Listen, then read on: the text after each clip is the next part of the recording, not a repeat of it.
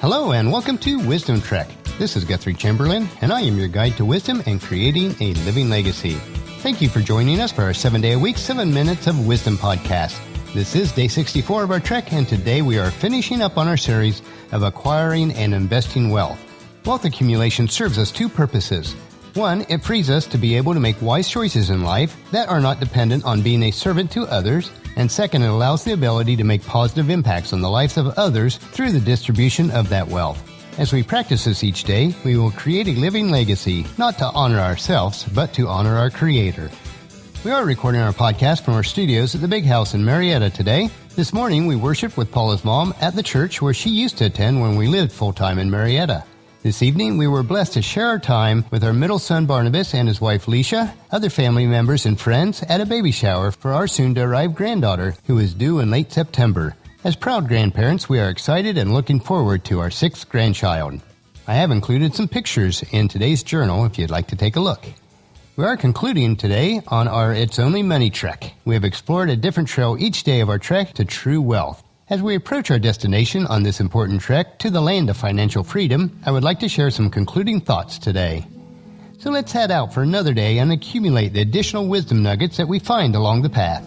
Our guiding map for our trek this week has primarily been the book of Proverbs, and we have learned that we must be willing to work in order to obtain wealth. There are no shortcuts on this trek of life. After you have done your part in planning, preparing, and executing your work, you must also realize that when you do prosper in any area of life, it is ultimately God that allows you to prosper. When you forget where your material provisions come from, you start down the slippery trail of pride and arrogance that allows you to believe that you've succeeded on your own. In reality, we're all on this trek together, and we should do all that we can to assist one another. We need other people, and other people need us to help them. We must never forget that it is God that gives us the ability and the increase. Here are 4 areas today that we'll consider. First, material wealth does not come to everyone. It is a gift which God has given some. In the eyes of the most inhabitants of this world, all Americans are wealthy, and to a certain extent, we are.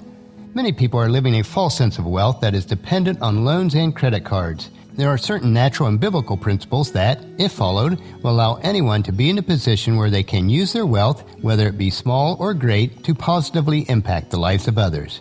If you have material wealth now, or you do obtain it in the future by practicing the principles that we have gathered this week, please take to heart the advice that the Apostle Paul wrote in his letter to his protege Timothy in 1 Timothy chapter 6, 18 and 19.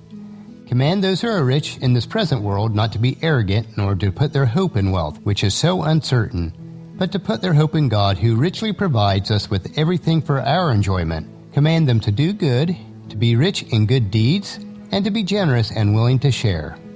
This is some sound advice that we should take. Second, we should always look at our material possessions in terms of the principle of stewardship. A steward or manager does not own anything, but has been put in charge of its use. This is hard to grasp for many of us. I think it's more prevalent in America, where we take great pride in ownership of things. If you think about this principle, you will realize that all of life is this way. We come into this world with nothing, and certainly we cannot take anything with us when we die. At best, it is entrusted to us for a few short years. We are therefore responsible to be the best managers of all that we have, to maximize it to the benefit of ourselves and to others. These principles are clearly taught in a parable Jesus told and is written in Matthew chapter 25, verses 20 and 21.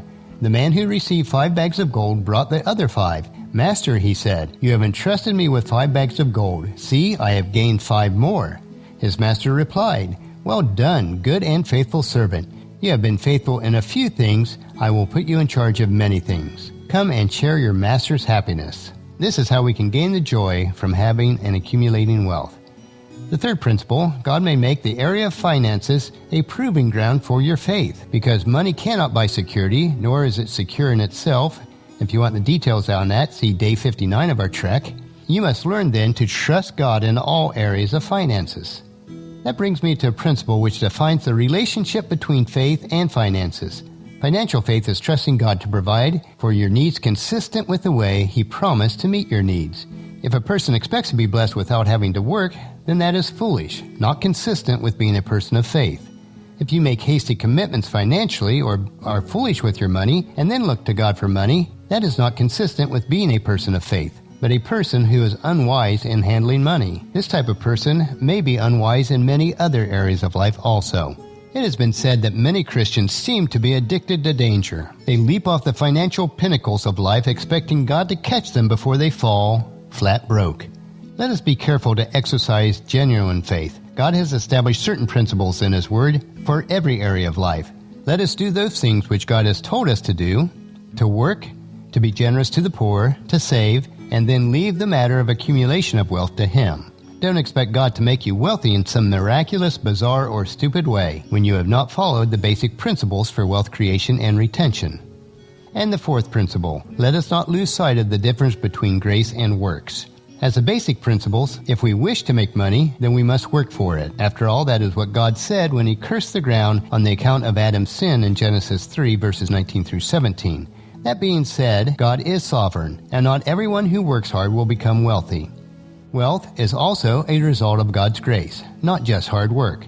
Hard work does not obligate God to bless us financially. It is simply that which God has ordained to bless. We must follow God's principles to even hope to accumulate wealth, but the end result is up to God. Let's look at it from a farming analogy.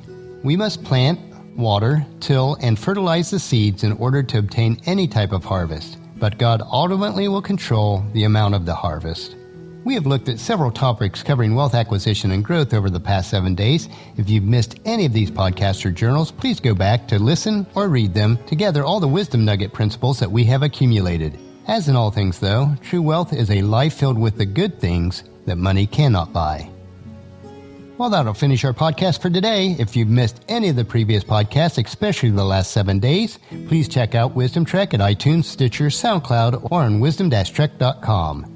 Tomorrow, we will begin a new topic and look at how to unchain your elephant. Please join us at our camp tomorrow for another day of Wisdom Trek, Creating a Legacy. And if you enjoy these daily doses of wisdom, these little nuggets that we accumulate each day, I encourage you to take the time to invest in yourself. First, invest your time in improving Wisdom Trek by leaving your name, email address, and a comment on the website so that we can provide you with the wisdom and insight that best fits your needs. Second, invest in yourself by listening to the 7 Minutes of Wisdom on Wisdom Trek each day. The easiest way to do this is to subscribe at iTunes or Stitcher. And third, invest in the lives of others by sharing with your family and friends, either in person or online, to join us on our journey of Wisdom Trek each day. The journal for this podcast can be found at wisdom-trek.com, where you'll also find pictures, tweetable quotes, wisdom nuggets, and free resources.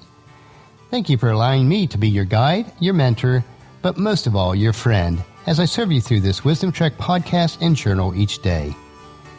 And as we take this trek together, let us always live abundantly or fully, love unconditionally, listen intentionally, learn continuously, lend to others generously, lead with integrity, and leave a living legacy each day.